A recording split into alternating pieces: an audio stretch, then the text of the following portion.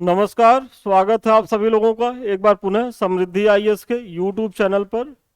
और आज हम अपने प्रोग्राम के तहत उपस्थित हुए हैं जो हमारा मध्यकालीन भारत से है, मध्य क्या सल्तनत काल से है, और जो हमारा लेक्चर नंबर 8 है। इसके पहले हमारे 7 लेक्चर्स हो गए हैं। और आज का जो हमारा टॉपिक है वो दिल्ली सल्तनत का प्रशासन, कला एवं स्थापत्य को लेकर के जो महत्वपूर्ण प्रश्न हैं हम उनकी चर्चा करेंगे। तो आइए, और यदि आप लोगों ने पीछे हमारा वीडियो नहीं देखा है तो उसको देख लीजिए, क्योंकि वहाँ हम जो है एक श्रृंखला ही चला रहे हैं। स्टार्ट हम आधुनिक भारत से किए थे और वो लगभग लगभग खत्म हो गया है। फिर हमारा एंशियंट से रहा, एंशियंट चीज़ें खत्म हो गई हैं। अभी जो है हम वो सल्तनत काल तक पहुंच चुके हैं। और इसी तरीके से हम और भी सब्जेक्ट का भी धीरे धीरे कराते रहेंगे, तो आप लोग इससे जुड़िए, क्योंकि यहाँ जो है एक तरीके से आपको बहुत लाभ मिलने वाला है आगामी परीक्षाओं में। तो चलिए, आज का जो है हमारा वो पहला प्रश्न देखिए। देखिए, पहला प्रश्न देखने से पहले एक छोटी सी सूचना देख लीजिए। आप लोगों की बहुत डिमांड थी कि सर आरओ का जो है वो परीक्षा नजदीक आ गई है, और साथ ही साथ एपीएस की परीक्षा है। यूपी पीसीएस भी बहुत ज़्यादा संभावना है कि इस बार बहुत पहले हो जाए, जैसे मई वई में होता था, तो इस बार संभावना लोगों के द्वारा व्यक्त की जा रही को मार्च में ही हो जाएगा। तो इधर 3 4 6 5 महीना जो आपकी तैयारी है वो पूर्णतः प्रीलिम्स को लेकर के होनी चाहिए, क्योंकि लगातार प्रीलिम्स है। क्योंकि प्रीलिम्स निकलेगा तभी आप मेंस लिखेंगे। तो अभी जो है वो समय है प्रीलिम्स का, तो प्रीलिम्स को लेकर के समृद्धि टीम भी एक टेस्ट सीरीज बैच लॉन्च करी है। और हमारे टेस्ट सीरीज बैच में क्या है कि हम आपको यहाँ आरओ को लेकर के भी चला रहे हैं। ये कंप्लीट पैकेज है। इसमें जो है एक तरीके से हम हिंदी को भी कवर कर रहे हैं, जीएस को भी कवर कर रहे हैं, और करंट अफेयर्स को भी कवर कर रहे हैं। इसमें हम आपको पीडीएफ टेस्ट भी दे रहे हैं, जिसका आप जो है वो डाउनलोड कर करके रख भी सकते हैं अपने पास विथ व्याख्या। और साथ ही साथ हम टेलीग्राम पे भी प्रतिदिन जो है वो आपको प्रैक्टिस भी करवा रहे हैं। प्रैक्टिस में पीवाईक्यू क्वेश्चन तो हो ही रहे हैं, साथ ही साथ संभावित प्रश्न भी हो रहे हैं। और उसमें भी जो है वो करंट अफेयर्स के भी रहते हैं, सब्जेक्ट के भी रहते हैं, और हिंदी के भी रहते हैं। क्योंकि हिंदी पे थोड़ा हमारा फोकस ज़्यादा है, क्योंकि हिंदी एक ऐसी चीज़ है कि यदि आप आरओ के परीक्षा में हिंदी को इग्नोर करेंगे तो आपको सफलता नहीं मिलेगी। क्योंकि हिंदी में होता क्या है कि आता 60 क्वेश्चन है, और वहाँ उसको सही करने की जो प्रायोरिटी होती है, प्राथमिकता होती है, वो जो अच्छे बच्चे होते हैं वो 60 में 55 56 तक बहुत आराम से कर लेते हैं। और मैंने तो कुछ ऐसे धुरंधरों को भी देखा है कि जिनका 60 से 58 पे या 59 पे आ गए, तो उनको अफसोस होता है कि कैसे मेरा ये क्वेश्चन गलत हो गया। वो बहुत अपसेट हो जाते हैं कि मैंने ये क्वेश्चन हिंदी में गलत करके आया। तो समझ लीजिए कि 60 क्वेश्चन में यदि आप 55 क्वेश्चन यहाँ कर ले रहे हैं, तो अगर जीएस में आपका खुदा न खास्ता कुछ कम भी रह जा रहा है, तो आपको हिंदी जो है वो परीक्षा में बनाए रखेगी। हिंदी जो है आपको बाहर नहीं होने देगी। और साथ ही साथ जीएस की एक सीमा भी होती है। जीएस में कभी कभी होता है कि पेपर का स्तर बहुत ज़्यादा आ गया, या कुछ आप कंफ्यूज होके गलत भी कर देते हैं, क्योंकि बहुत ब्रॉड सिलेबस होता है। लेकिन हिंदी में क्या है, 6 टॉपिक है मात्र, और हर टॉपिक से 10 10 क्वेश्चन आने हैं। तो उसको तो आप 15 दिन में भी अगर चाहें तो आप पूरी टॉपिक को 2 बार पढ़ सकते हैं। तो वही हमारा प्रयास है कि हम जो है इसके माध्यम से डेली जो है वो रिवीजन करवा रहे हैं, ताकि आपका जो है गलत ना हो। और हिंदी के साथ ये भी समस्या रहती है कि बच्चे जो है वो बहुत कॉन्फिडेंस में रहते हैं कि हिंदी है, अरे विलोम है, पर्यायवाची है, विशेष विशेषण है, ये सब चीज़ें तो हम डेली देखते रहते हैं, हम कर लेंगे। वो नहीं हो पाता है, क्योंकि वहाँ इतना करीबी ऑप्शन रहता है कि वहाँ कंफ्यूज होने की बहुत संभावना रहती है। इसीलिए हिंदी का जब पेपर दे के बच्चा निकलता है तो खूब खुश रहता है। उसको लगता है कि अगर 60 क्वेश्चन है तो मेरा जो है 57 58 तो बहुत आसानी से सही होगा। बहरहाल जब वो घर पहुंचता है और इधर उधर से आंसर की आ जाती है तो वो मिलाता है, तो फिर उसको लगता है कि चलो 50 तक तो हम रुक ही गए हैं। और विश्वास मानिए, जब फाइनल आंसर की आती है तो वो 40 के करीब पहुंचा रहा था, और ये अच्छे स्टूडेंट पहुंच जाते हैं। और यही जो है आपको तैयारी से बाहर कर देता है। तो इसीलिए इस हमारे टेस्ट सीरीज प्लान से जुड़िए, कि जहां आपको डेली प्रैक्टिस करवाई जा रही है, पीडीएफ के भी माध्यम से और एमसीक्यू क्विज के टेस्ट के भी माध्यम से। तो और अधिक जानकारी के लिए ये हमारा नंबर है 73033075 507। आप इस पे संपर्क कर सकते हैं, ऑफिस के लोग आपको बेहतर तरीके से बता देंगे। आप वहां से मॉडल पेपर भी मांग सकते हैं, वो दे देंगे, आप उसका मूल्यांकन कर लें, फिर संस्थान से जुड़े। लेकिन जुड़िए जरूर, आपको फायदा होगा, ये हमारी गारंटी है। तो चलिए, सूचना समाप्त हुई और पहले प्रश्न पे आइए। सल्तनत काल में उस्र क्या था? मुसलमानों से लिया जाने वाला भूमि कर, हिंदुओं से लिया जाने वाला भूमि कर, मुसलमानों से लिया जाने वाला धार्मिक कर, युद्ध में लूट का 1/5वां भाग में राज्य का हिस्सा। चलिए आप लोग बताइए उस्र के बारे में कि उस्र क्या था सल्तनत काल में। और देखिए, अब ऐसे प्रश्न खूब पूछे जाते हैं कमीशन के द्वारा, यहाँ तक कि यूपीएससी में भी ऐसे प्रश्न पूछे जा रहे हैं। तो इन सब प्रश्नों पर भी बहुत ध्यान से काम करना है। सल्तनत काल में उस्र क्या था बताइए, सभी लोग कमेंट करके बताइए आप लोग। और कमेंट सभी को करना है, सभी को बताना है।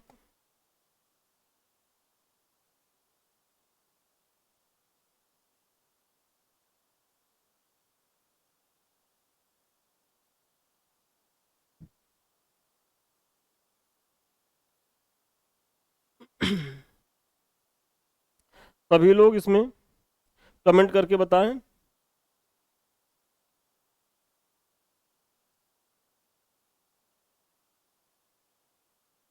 और इसमें जिन लोगों ने इसका उत्तर ए दिया है वो एकदम सही है।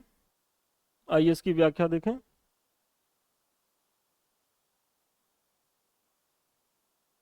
देखिए, उस्र जो है वो मुसलमानों से लिया जाने वाला एक भूमि कर था। अब जकात भी जान लीजिए कि मुसलमानों की आय पर लगने वाला धार्मिक कर था। जकात, देखिए उस्र तो पूछा गया, जकात भी पूछ सकता है कि जकात क्या था। तो जकात मुसलमानों की आय पर लगने वाला एक धार्मिक कर था। और खुम्स क्या था? युद्ध में लूटा गया धन था। मतलब जो खुम्स था वो युद्ध में लूटा गया धन था। और जजिया जो था वो गैर मुसलमानों पर लगने वाला कर था। तो देखिए, यहाँ मैंने चारों आपको दे दिया, आपको कंफ्यूज नहीं होना है। और इसको जो है नोट कर लीजिए, या हम टीम से कहेंगे कि इसको जो है टेलीग्राम चैनल पे डाल दे, ताकि आप लोग वहां से इसका पीडीएफ भी ले लें। और अभी हम बाद में टेलीग्राम का लिंक भी बता देंगे, आप लोग वहां से जुड़ जाइएगा। तो ये सारी चीजें हो गई। चलिए अगले प्रश्न को देखिए आप लोग। निम्न में से कौन सा सही सुमेलित है?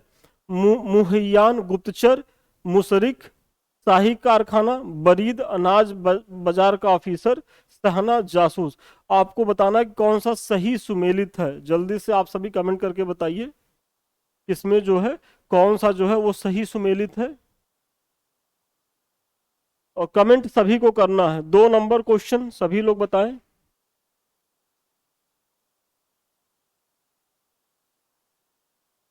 कौन सा सही सुमेलित है, आप लोग बताएं।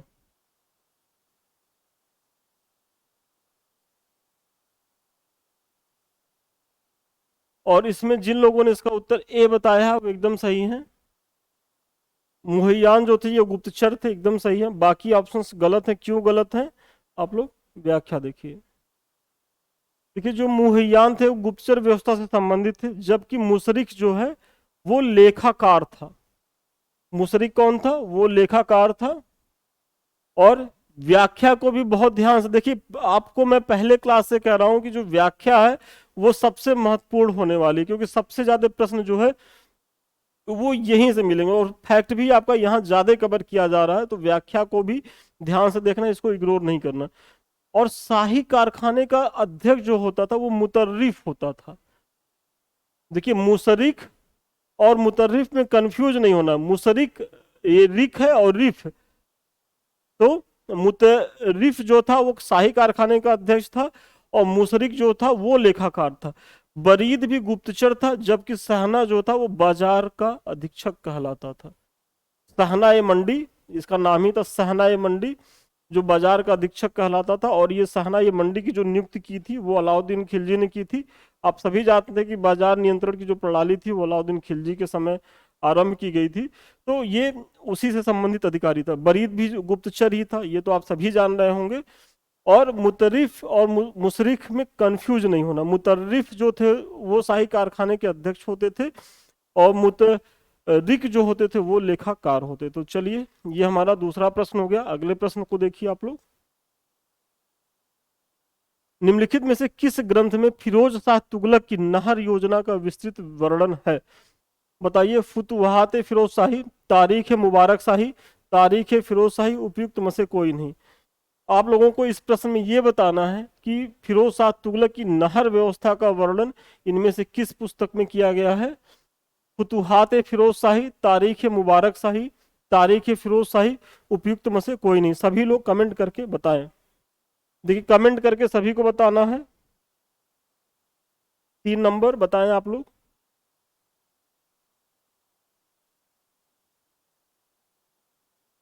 3 नंबर बताइए जल्दी जल्दी सभी कमेंट करके। और इसमें जिन लोगों ने इसका उत्तर बी बताया है वो एकदम सही है।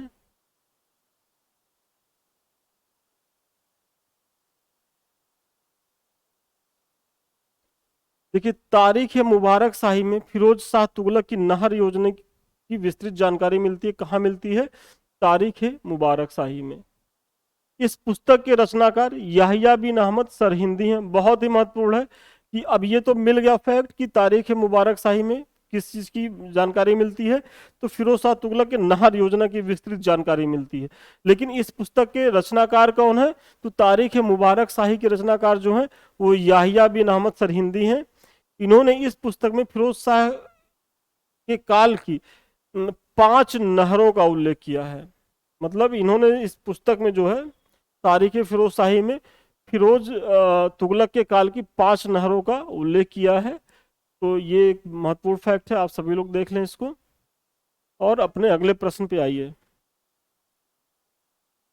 ये तो वही सूचना है, बहुत ज्यादा जानकारी के लिए आप इस नंबरों पे संपर्क कर सकते हैं। सल्तनत युग में मजलिस ए खलवत क्या थी? बताइए। मजलिस ए खलवत के बारे में पूछा जा रहा है। सुल्तान की एक परामर्शदात्री संस्था, अमीरों की एक संस्था, राजस्व विभाग की एक समिति, विद्वानों की एक सभा। सभी को कमेंट करके बताना कि मजलिस ए खलवत थी क्या? सुल्तानों की एक परामर्शदात्री संस्था, अमीरों की एक संस्था, राजस्व विभाग की एक समिति, विद्वानों की एक सभा। और कमेंट सभी लोगों को करते रहना है। और इसमें जिन लोगों ने इसका उत्तर ए दिया है वो एकदम सही है। सल्तनत युग में मजलिस खलवत क्या थी? तो सुल्तान की एक परामर्शदात्री ये संस्था थी। और थोड़ी सी आप लोग व्याख्या देखें। सुल्तान को परामर्श देने के लिए मजलिस खलवत एक मंत्री परिषद होती थी। जैसे आज लाइक एक कैबिनेट जो होते हैं, कैबिनेट मिनिस्टर्स होते हैं कि जो नीति निर्माण में जो बहुत महत्वपूर्ण भूमिका निभाते हैं, प्रधानमंत्री जी के साथ बैठते हैं। तो कहीं न कहीं मजलिस खलवत थी एक तरीके से सुल्तान की जो कैबिनेट होती थी।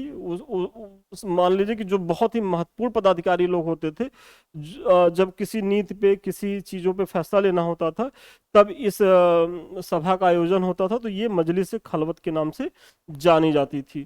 तो चलिए अगले प्रश्न को आप लोग देखिए। अलाउद्दीन खिलजी की निम्नलिखित विजयों को कालक्रमानुसार व्यवस्थित कीजिए। रणथंभौर, गुजरात, वारंगल, चित्तौड़। नीचे दिए गए कूट से सही उत्तर का चयन करें। आप लोग को बताना है कि अलाउद्दीन खिलजी का जो विजय अभियान था वो सबसे पहले कहाँ किया, उसके बाद कहाँ किया, उसके बाद कहाँ किया। तो आप सभी लोग कमेंट करके बताइए। और ये अभी हाल के वर्षों में पूछा गया प्रश्न है और इसकी बहुत संभावना है पुनः रिपीट होने की। तो इसलिए मैंने इसको PYQ से उठा लिया है। तो आप लोग जल्दी से बताइए कि अलाउद्दीन खिलजी की निम्नलिखित विजयों को कालक्रमानुसार व्यवस्थित कीजिए। जल्दी से 5 नंबर क्वेश्चन को बताइए। देखिए बताते सभी लोग कमेंट करते रहिए। कमेंट करने से हमको आपकी सक्रियता का भी पता चलता है और आपकी स्थिति का भी पता चलता है कि आप लोगों का भी लेवल कहाँ है।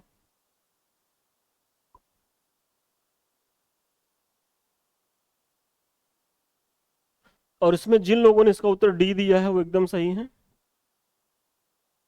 क्योंकि सबसे पहले इसने किया था गुजरात का जो है वो अभियान किया था। उसके बाद फिर ये रणथंभौर आता है और फिर रणथंभौर के बाद चित्तौड़ आता है और लास्ट में जो है होता है इसका वारंगल अभियान होता है।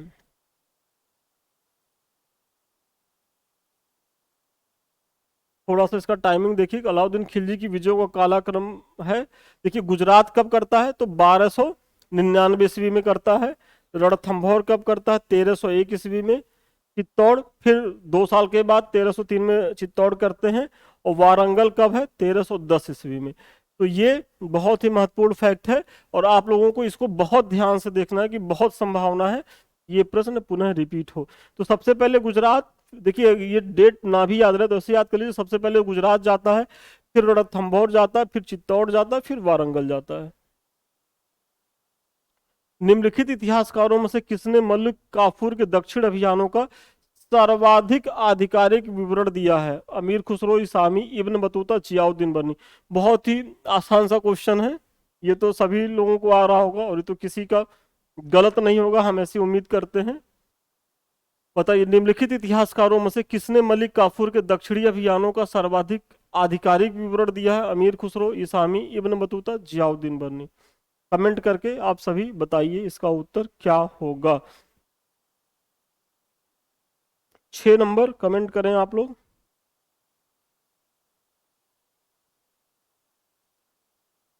और इसमें जिन लोगों ने इसका उत्तर ए दिया है वो एकदम सही है, अमीर खुसरो है इसका।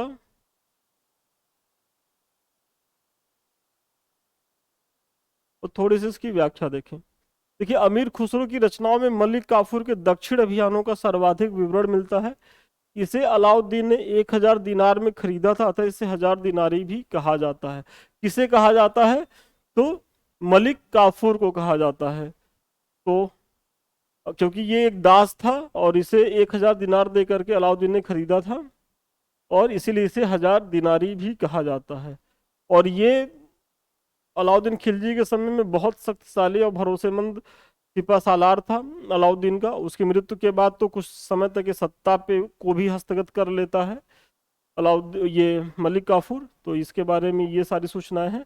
और इसका विवरण कौन देता है? तो अमीर खुसरो, क्योंकि अमीर खुसरो उस समय वहाँ घटनास्थल पे वो रहता है, साथ रहता है, तो इसीलिए ये देख लीजिए। अगला प्रश्न देखिए, अमीर हाजिब के पद पर रजिया ने किसे नियुक्त किया था? जल्दी से आप लोग बताएं। आप सभी जानते होंगे कि इल्तुतमिश ने रजिया को अपना उत्तराधिकारी बनाया था।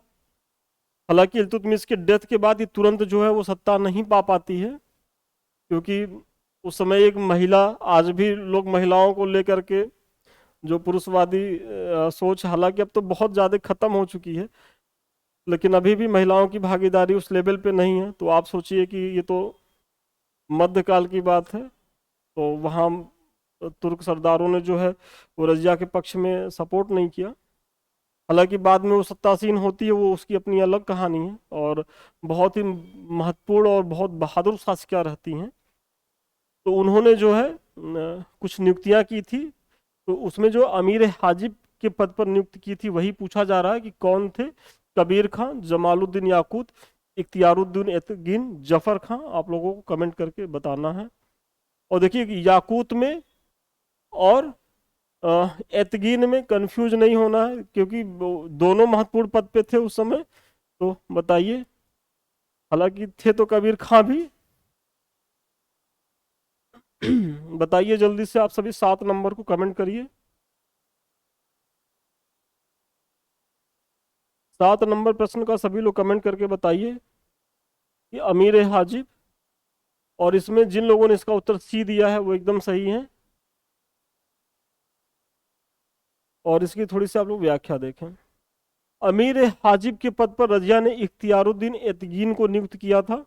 देखिए, अमीर हाजिब और जमालुद्दीन याकूत को अमीर आखूर के पद पर नियुक्त किया था।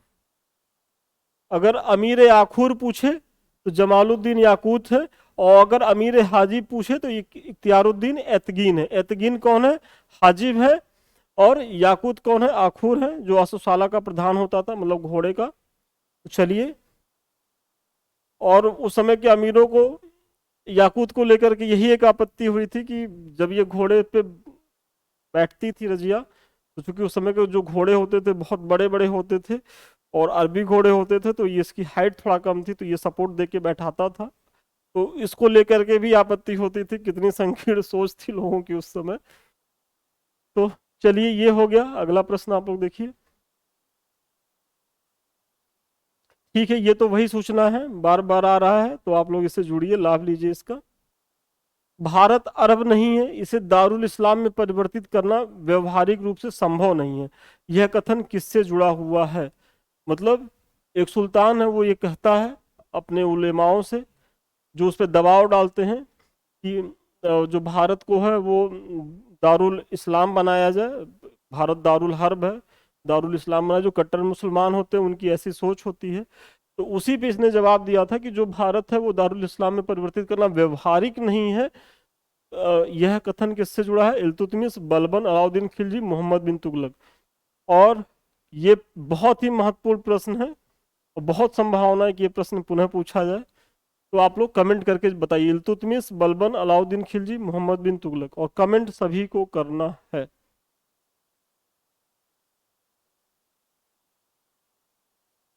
और इसमें जिन लोगों ने इसका उत्तर ए दिया है, इल्तुतमिश, वो एकदम सही है। भारत अरब नहीं है, इसे दारुल इस्लाम में परिवर्तित करना व्यवहारिक रूप से संभव नहीं है। ये किसका कथन है? ये इल्तुतमिश का कथन है। चलिए, ये तो मैंने बता ही दिया।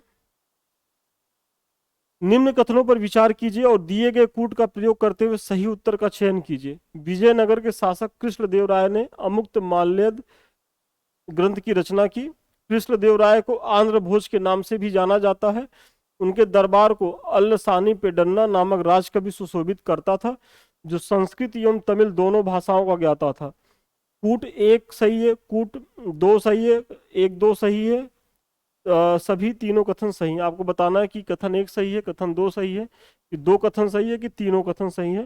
सभी कमेंट करके बताएं। 9 नंबर, और ये हमारा सेकंड लास्ट है, सभी लोग बने रहिए।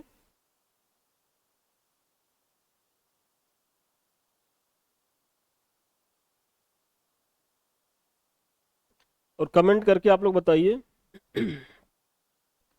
देखिए, इसमें जिन लोगों ने बताया है एक दो, वो सही है। विजयनगर के शासक कृष्णदेवराय ने अमुक्त माल्यद ग्रंथ की रचना की थी, एकदम सही बात है। और कृष्णदेवराय को आंध्र भोज के नाम से भी जाना जाता है, ये भी स्टेटमेंट सही है। मतलब ये दो स्टेटमेंट जो है वो एकदम सही है। उनके दरबार को अल्लसानी पेडन्ना नामक राजकवि सुशोभित करते थे, ये तो सही है। लेकिन जो संस्कृत एवं तमिल, ये तमिल जो है ये गलत है। यहाँ हो जाएगा तेलुगु। अगर यहाँ तेलुगु होता तो ये सही हो जाता, क्योंकि ये अल्लसानी जो पेडन्ना थे ये तेलुगु और संस्कृत के विद्वान थे, तो इसीलिए जो ऑप्शन हो गया ये गलत हो गया और ये हो गया।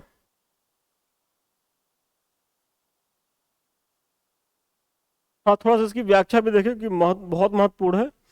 कृष्णदेवराय का शासनकाल विजयनगर में तेलुगु साहित्य का क्लासिक युग कहा जाता है।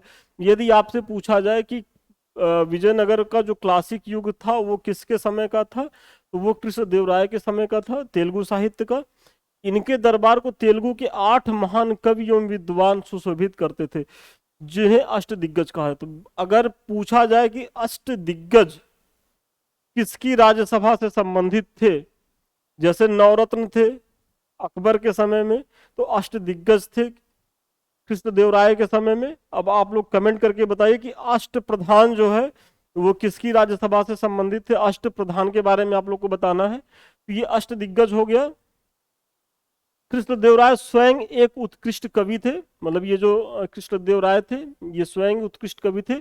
उनकी प्रमुख रचना अमुक्त माल्यद थी, जो तेलुगु भाषा के 5 महाकाव्यों में से एक है। बहुत ही महत्वपूर्ण लाइन है। 5 महाकाव्यों में से कौन सी एक रचना है, तो वो अमुक्त माल्यद है। जिसके रचनाकार कौन है, तो कृष्णदेवराय है। और ये किस भाषा में रची गई, तो ये तेलुगु भाषा में रची गई है। कृष्णदेवराय को आंध्र भोज की उपाधि धारण की थी। उनके दरबार को अष्टदिग्गज तेलुगु कवियों में प्रमुख अल्लसानी पेडन्ना नामक राजकवि सुशोभित करते थे। ये जो पेडन्ना थे वो संस्कृत एवं तेलुगु दोनों भाषाओं के ज्ञाता थे। इनकी प्रमुख रचनाएं स्वारोचित संभव, बहुत ही महत्वपूर्ण है, और मनुचरित है। क्योंकि अब जो है आपसे प्रश्न की जो पूछने की संभावना वो आगे कहाँ से पूछा जा सकता है, तो यहाँ से पूछा जा सकता है कि जो इनकी प्रमुख रचनाएं हैं अल्लसानी पेडन्ना की, वो स्वारोचित संभव और मनुचरित है। तो यहाँ से भी पूछा जा सकता है, इसका भी ध्यान रखना। तो ये सारे फैक्ट जो है वो आप नोट कर लीजिए, या तो हमारे टेलीग्राम से जुड़िएगा, वहां आप पीडीएफ मिल जाएगा, वहां से देख लीजिएगा। ये हमारा अंतिम प्रश्न है। निम्नलिखित में से कौन महाभारत के तेलुगु अनुवादों के लिए विख्यात है? कंबन, कुट्टन, नन्ने, टिक्कन। केवल एक दो सही है, केवल दो तीन सही है, तीन चार सही है, केवल 4 एक सही है। आपको कमेंट करके बताना है और कमेंट सभी को करते रहना है। निम्नलिखित में से कौन महाभारत के तेलुगु अनुवादों के लिए विख्यात है? देखिए महाभारत पूछ रहा है कि महाभारत का तेलुगु अनुवाद किसने किया था? कंबन, कुट्टन, नन्ने, टिक्कन। आप सभी कमेंट करके बताइए। 10 नंबर क्वेश्चन।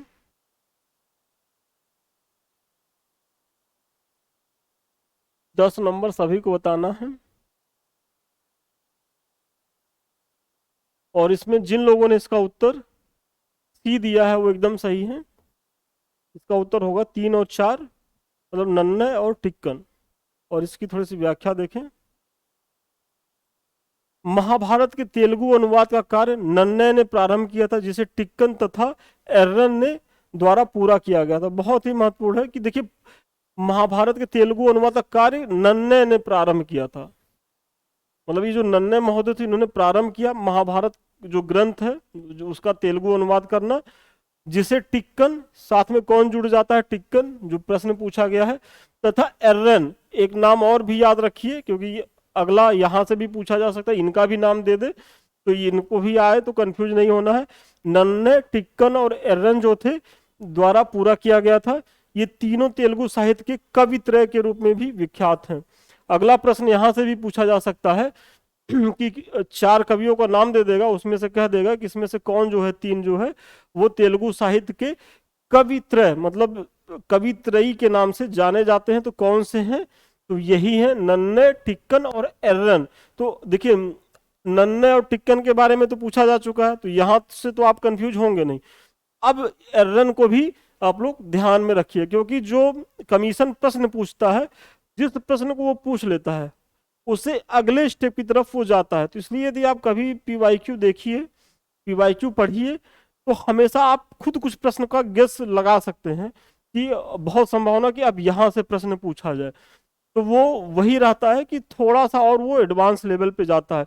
इसीलिए आज के 10 साल पहले का जब आप प्रश्न देखेंगे तो वो आपको बहुत आसान दिखेगा, लेकिन अभी का जो प्रश्न है उसका एक लेवल आप देखेंगे और ये लेवल धीरे धीरे बढ़ता ही जाएगा। इसीलिए कहा जा रहा है कि कंपटीशन जो है वो टफ होता जा रहा है। इसलिए बेहतर यही है कि आप लोग एक बार पूरा संपूर्ण एफर्ट लगाइए और एक बार में सिलेक्शन लेकर के इससे निकलिए। क्योंकि अगर यहाँ एक बार फंसे तो समझ लीजिए 2, 4, 6 साल, 8 साल, 10 साल जीवन के ऐसे महत्वपूर्ण चले जाते हैं कि आप कल्पना नहीं कर सकते। और उसके बाद अगर सफलता नहीं मिलती है तो बहुत से लोग तो डिप्रेशन में हो जाते हैं, डिस्टर्ब हो जाते हैं। हम लोग के पास तो बहुत सी बच्चों के फोन कॉल्स आते हैं, वो मिलने आते हैं। तो इन सबों का एक ही है कि आप लोग खूब हार्ड वर्क करिए और एक ही बार निकलिए। और इसमें हमारे जो चैनल की भूमिका है बहुत ही महत्वपूर्ण होने वाली है। तो इसीलिए इसको आप लोग लाइक करिए, सब्सक्राइब करिए, शेयर करिए।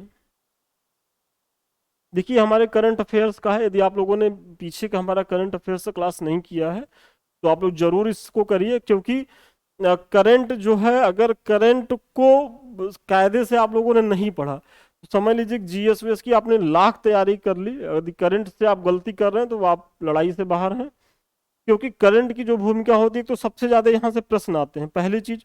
और दूसरी चीज, यहाँ जो अच्छे बच्चे होते हैं वो समझ लीजिए कि 80 से 85 90% तक सही कर ले जाते हैं। जो जीएस में 60-65% तक संभावना रहती है वो बढ़ करके यहाँ 90% तक होती है। यदि 30 क्वेश्चन आ रहा है तो 26-27 तक बच्चे सही कर ले रहे हैं। तो आपको इसीलिए यहाँ थोड़ा सा परिश्रम करने की जरूरत है। और ये ऐसा भी नहीं है कि किया नहीं जा सकता, इसके लिए बस कुछ रणनीति अपनानी पड़ती है कि मतलब जो आप न्यूज़पेपर पढ़ रहे हैं उसको पढ़िए, साथ ही साथ आप जो है जो आपकी मैगजीन है मंथली आप उसको देखते रहिए, रेगुलर देखिए। और फिर हमारे यूट्यूब पे आइए, जो हम पढ़ा रहे हैं वो भी आपके लिए काफ़ी हेल्पफुल होने वाली है। क्योंकि देखिए हम उन्हीं टॉपिक को ले रहे हैं कि जिससे प्रश्न बनने की बहुत संभावना है। क्योंकि यहाँ तो करंट के नाम पर 1-1 घंटे, 1.5-1.5 घंटे, 2-2 घंटे की रोज लोग क्लास चलाते हैं। और मुझे एक चीज नहीं समझ में आता है कि रोज 2 घंटे का करंट बनता कहाँ से है और लोग बनाते कहाँ से है, ये मुझे आश्चर्य होता है।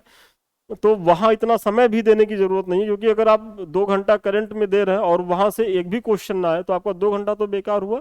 तो थोड़ा सा साइंटिफिक पढ़िए और करंट के क्वेश्चन को भी आप पकड़ने के लिए काम क्या करिए कि आप जो है पीवाईक्यू देख लीजिए, तो आपको लग जाएगा कि यार कमीशन कैसे पूछ रहा है और हमको लोग पढ़ा किस तरीके से रहे हैं।